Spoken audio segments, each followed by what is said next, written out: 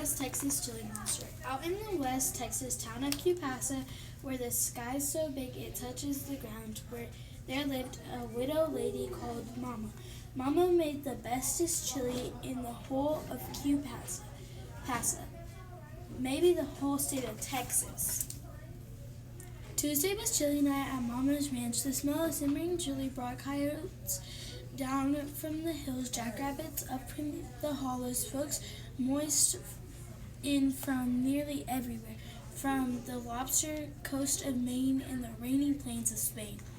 They came, just for a bite of Mama's chili. When that supper bell rang, Mama's 6 youngins came running up from the gulches where they scrambled horned toes down from the hayloft where they hunted kittens.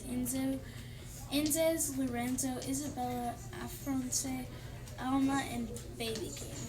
They'd never been late for Mama's chili. Every Monday, Mama loaded up the youngins in the old pickup and headed down into town for supplies. The ranch road was washboard rough with holes as big as moon craters. When the truck hit a bump, up it flew, and down it crashed, with the youngins all squealing, bouncing in the back.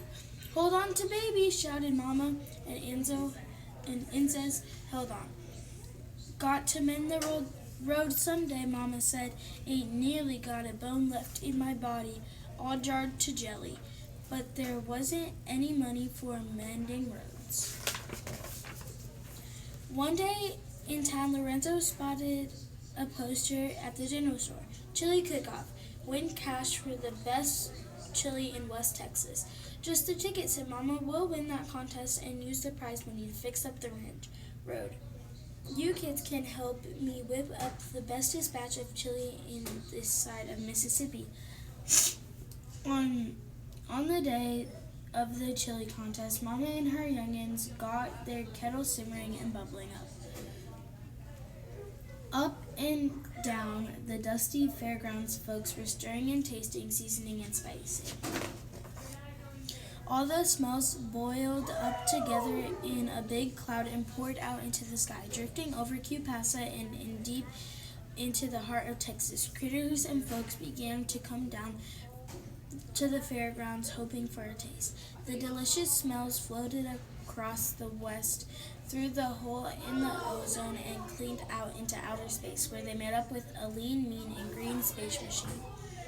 When the space monster inside caught a whiff of that chili, he spun his ship around and headed straight for Texas.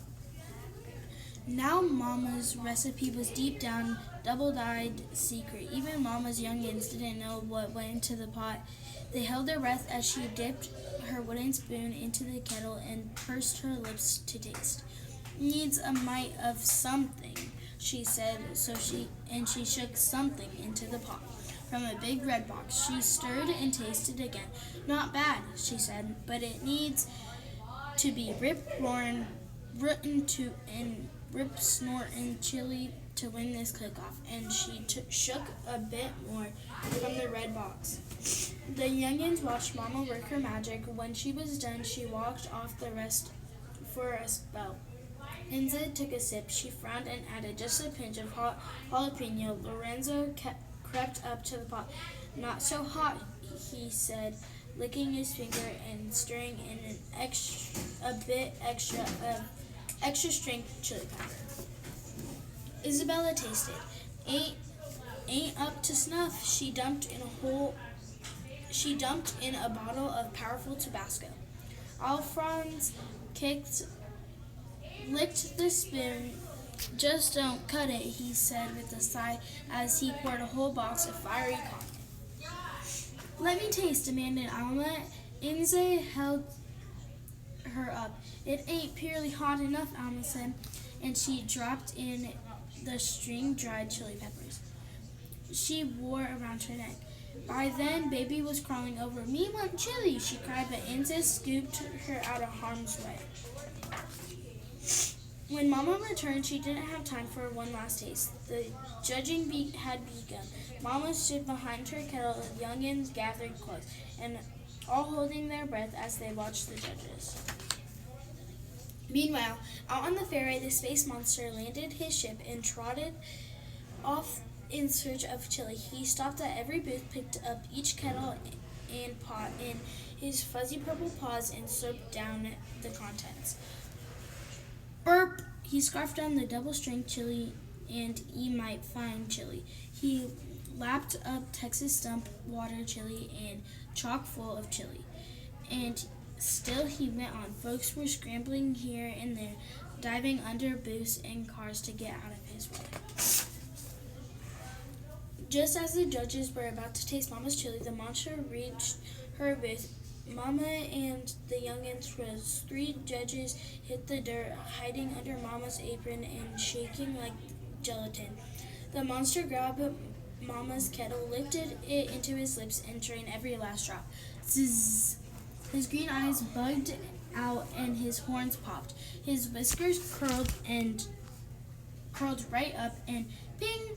Straightened right out. He quivered and shivered and he quaked. Folks stared wide-eyed to see what he'll do next. Ever so slowly, a red tongue curled out of his mouth and licked a circle around his rubbery lips. Then a grin as Big Texas stretched out clean across his face, and quicker than a jackrabbit, the monster bounded off back down to the fairway. Well, don't be that all, the short judge said, as he and the other 2 judges edged out from behind Mama. The tall judge lifted his spoon for a sip of Mama's chili, but the kettle was empty. Not a single solitary itty-bitty drop remained. The judges made a huddle and yelled and argued and carried on among themselves. They announced the winners of the Great Chili Cook-Off. All funds grown as they handed out the prize money, the Stump Water Chili Cook. We should have won, Mama, he said. Well, we give it our bestest try, kids, said Mama. Can't please judges if you can't feed the judges. Then the middle-sized judges called everyone back. We've decided to award a special prize. First place for showmanship goes to Mama's Chili. The crowd cheered. Lorenzo gave his bestest rebel yell.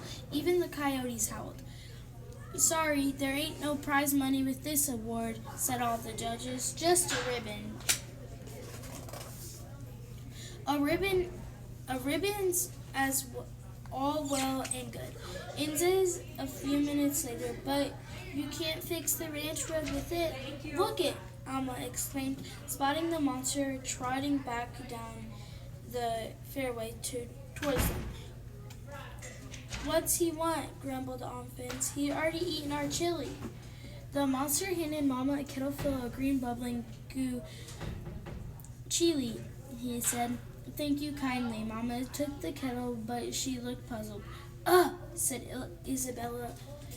Isabel, pinching her nose, but she said it softly, so Mama wouldn't hear. Mama didn't hold well with being rude, not even to strange monsters. I know what it is, shouted Ensis. It's our outer space chili. He liked ours best, so he's giving us some of his. It must be his way of saying howdy. The monster grinned and tooted through his horns. Then he lit out down the fairway again, climbed into his ship, and sailed out of sight. Hope he didn't expect us to eat this, said Lorenzo. He stuck his finger in the goo and sniffed. It's as sticky as tar. Smells like it, too. Tar, exclaimed Mama. Why, that gives me an idea. Quick, youngins, before it cools. In short order, they had all their stuff stowed in the pickup, and they were on their way home. When they got to the ranch road, they stopped at each pothole and landed out some of the outer space chili. As soon as the holes were filled with green goo, when it cooled dry, hard as an iron skillet, just as Mama had expected. Tuesday night is still chilly night at Mama's. She opened her own restaurant, making money hand over first. What with all the folks driving the new road from town just to taste her chicken and dumplings and barbecue ribs, and of course Richard, the bestest in the land, maybe even the bestest in the whole universe. The end.